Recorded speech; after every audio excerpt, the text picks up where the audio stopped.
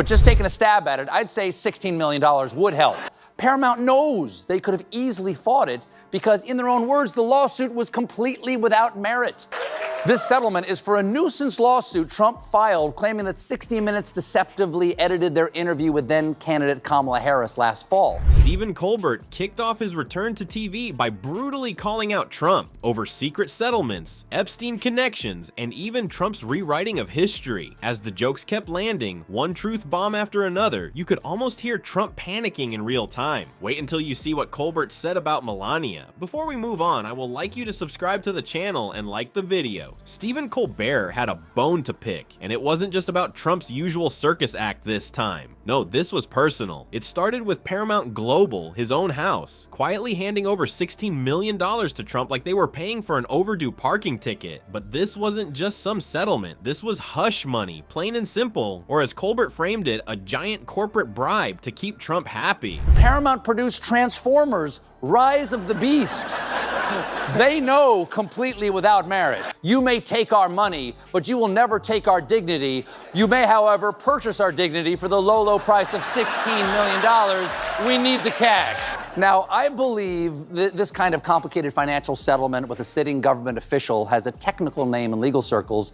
It's big fat bribe. Oddly enough, this deal came on the heels of Paramount's big merger, which conveniently coincided with Colbert's own talk show getting the axe. Nothing like losing your job and watching your boss cut a fat check to a guy you've been mocking for years. If you're wondering why Colbert stomped onto the stage with so much fire, well, there's your answer. After all, $16 million wasn't exactly chump change. Colbert, of course, couldn't resist bringing his trademark sarcasm into the mix. $16 million, he said. Wow, Paramount, thank you. All my trust in corporate America has been completely repaired for that exact amount of money. I feel so much better about everything now. That trust, of course, was dripping with irony. Colbert made it crystal clear that his network selling out to Trump felt like a stab in the back, one he wasn't about to take sitting down. If Paramount thought the cash would make him play nice, they severely underestimated a comedian with nothing to lose. And that's the kicker here. Colbert isn't restrained anymore. His show got canceled. His ties to corporate oversight are fraying, and now he's got all the freedom in the world to say what the rest of us are just thinking. According to Colbert, this lack of constraint is exactly why Trump should worry. And some of the TV typers out there are blogging that once Skydance gets CBS, the new owner's desire to please Trump could put pressure on late-night host and frequent Trump critic Stephen Colbert. This all comes as Paramount's owners are trying to get the Trump administration to approve the sale of our network to a new owner, Skydance. Oh, here's a sentence I've never said. There's some fun news involving Jeffrey Epstein. While I was on vacation filtering cheap rosé through my stash like krill through a whale's baleen. Comedians with nothing to lose, we're your worst nightmare, buddy. Colbert is like the guy at a roast who just found out the guest of honor kissed his girlfriend. The gloves aren't just off, they're shredded, burned, and buried 6 feet under. This liberation has seemingly given Colbert a renewed sense of purpose. He's been calling Trump out for years, but now, after this perceived betrayal by Paramount, he's throwing fastballs with pinpoint accuracy. Take, for instance, Trump's fixation on loyalty and how Colbert flipped it on its head. Trump loves to position himself as the guy people rally around, but as Colbert sees it, the loyalty Trump demands is built on fear and, let's be honest, straight-up payoffs. Paramount's $16 million check was the perfect example, and Colbert made the comparison laughable. Sure, he sold out democracy, but at least our corporate overlords are happy. That's what really matters. MAGA got a little cranky, and now Donald Trump is facing a revolt from his MAGA base over his failure to release the Jeffrey Epstein files.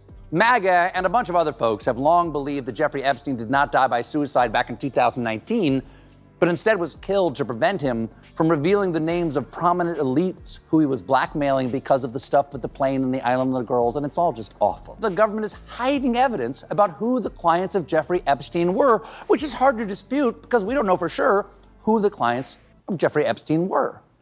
But last week, Bondi dropped a bomb-D.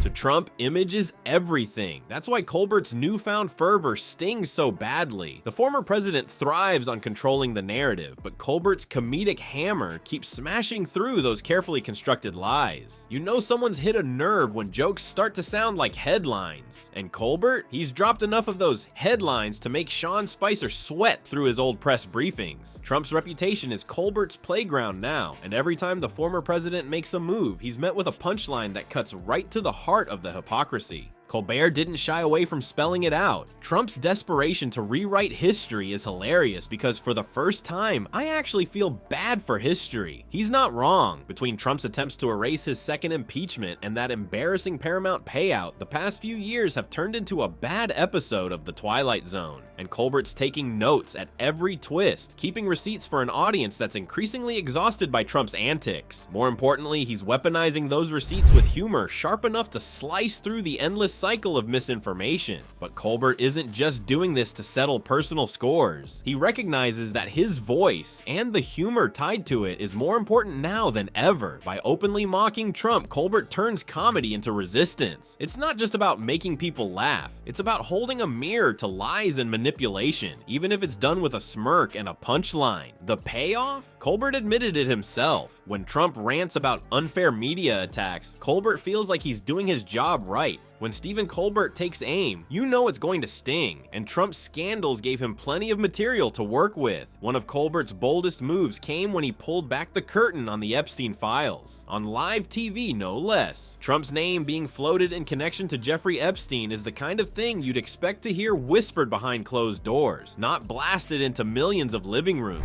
Releasing a memo saying that there is no incriminating client list of Epstein and no credible evidence that Epstein blackmailed prominent individuals. You can't take this away from your base. That is MAGA's favorite conspiracy. One of the things that you alluded to, and this is something Donald Trump has talked about, the DOJ may be releasing the list of Jeffrey Epstein's clients. Will that really happen? It's sitting on my desk right now to review. Someone stole Pam Bondi's desk.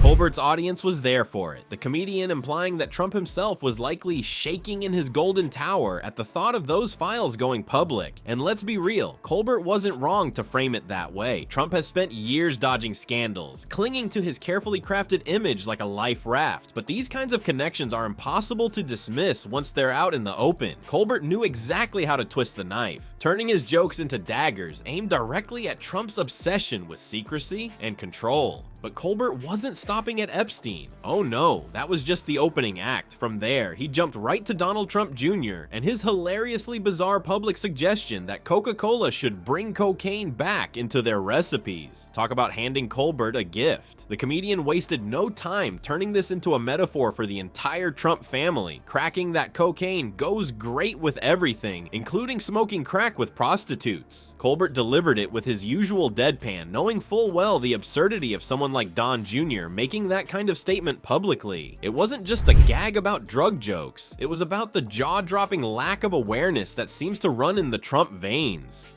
Colbert's audience didn't just laugh, they howled, because nothing says we're relatable like throwing nostalgia for crack-infused soda into the conversation. And then there's Melania Trump, poor Melania, who seems to somehow always get dragged into the chaos, even when she's cloaked in designer fabrics and stone-faced indifference. Colbert couldn't resist poking fun at her infamous "I really don't care, do you" jacket. You know, the one she wore while supposedly visiting children at the border. It was like walking into your worst PR nightmare, only on purpose. Colbert went after her messaging, or well, the complete lack of it, calling it a fitting metaphor for the superficiality of modern politics. And honestly, if you're planning a humanitarian photo op, maybe don't wear clothing that screams, "This is just for show." Colbert's jokes hit home because they aren't just about the punchline, they're about the truths people are often too tired or desensitized to confront.